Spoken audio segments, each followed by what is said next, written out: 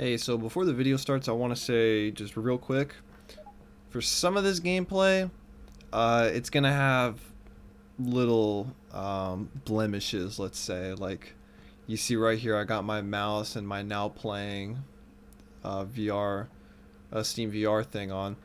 This is my first time really playing a VR game and recording it, so I was working out the kinks. For the future, it won't be this bad, but for this video, you're gonna have to bear with me. Now, right here's a disclaimer. I'm gonna have spoiler sections that aren't required to get what you need out of the review. I will have spoiler warnings beforehand, so if you wish to see the spoiler, that is your choice. Now, on with the video.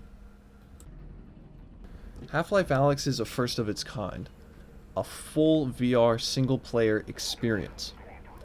My original plan to get into VR was to wait until there was multiple full VR games, but I got a new position at work, and then the Oculus Quest 2 came out. It's only $300, so here I am. Let's get into it. You play as Alyx Vance, 5 years before the events of Half-Life 2, and the Citadel is being built. You are walking home when your father Eli is taken away by the Combine, humanity's new overlords. You meet up with Russ, an ally of the Resistance, and together you forge a plan to break your father out of jail. After you break out your father, you find out that the Combine has a mysterious superweapon, and you want in. The story is decent, I'd say. To me, it feels not quite like filler, but it doesn't mean much to the overall story, especially relating to Half-Life 2, outside of the ending. The ending to me is something I still need to get more info on, but my immediate reaction after beating the game was great. They go 13 years without continuing the story, and the first thing they do is retcon one of the most major events in gaming. My friends tell me it's non-canon, while sources on the internet are saying it's actually a continuation because it's G-Man going into the past to change the future. Whatever. To me, this feels like a retcon because if Half-Life 3 or Episode 3, whatever, came out in a timely manner, Eli would still be dead and they would be going on to the Boreals. As far as I'm concerned, it's a retcon. And also, to me, outside of the ending, the story really doesn't mean much. I mean, you don't even know what happens to Russ at all. He wasn't in the other Half-Life games. Unless they bring him back, he doesn't really mean anything. Also, if you are coming into this game as your first time ever playing Half-Life, you will not understand what's going on. They do not explain anything. So, honestly, like, you have to come into this game already understanding basic Half-Life things, because this game is not going to tell you it. That's all I'm going to say on that. The gameplay to me is the highlight of Alyx for sure. It's got a cool feeling to be more in the game. You are wielding the weapons, you're throwing that grenade, leaning around that corner, looking through cabinets for supplies. The gameplay loop is basically broken up into this. It's a combination of looting and shooting. Sometimes you'll go like 5 to 10 minutes before even seeing combat for that level. Coupled with the slow ass movement speed, it can feel like very slow paced at times. And actually, combat compared to Half-Life 2, it is pretty slow paced. But now, if you don't care for the continuous movement at all times, you can just teleport around. Now real quick, I want to touch on the level design for a moment. For the most part, it's good. However, every level has moments where they just teleport you in, and I mean, it takes me out of it, personally. I guess this is kind of a nitpick, but like, I just don't like it because to me, the main appeal of VR is that it's supposed to be more immersive.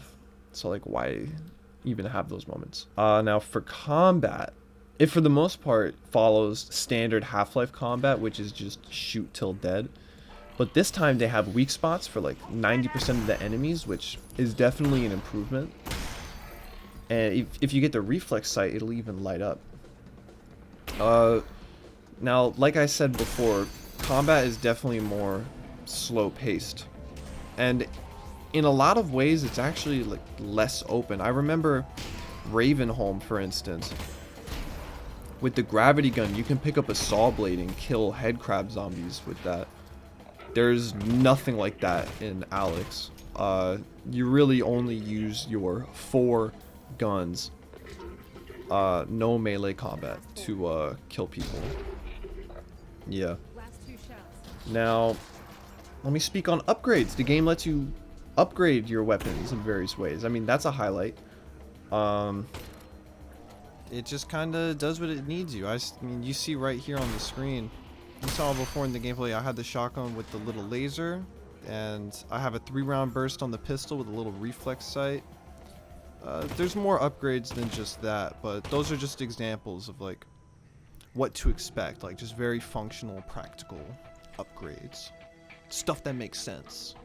Now, I want to say, I feel like the game graphically looks very nice. It's a good evolution of the art style they laid out in Half-Life 2, and I enjoyed the soundtrack. I thought it was very electronic, but very nice.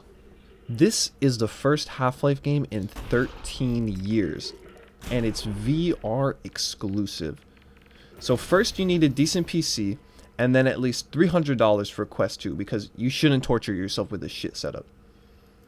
The story is honestly just kind of there, but the gameplay is pretty fun, albeit there isn't a lot of replayability, really just for the gameplay itself. And while the weapon department is lacking heavily, what's there feels good to use. And I liked all the upgrades. The level design was mostly good, but it had a few teleport moments. You can see Valve clearly designed this game with teleporting as the main mode of movement. Honestly, I feel for a first of its kind, it's pretty good.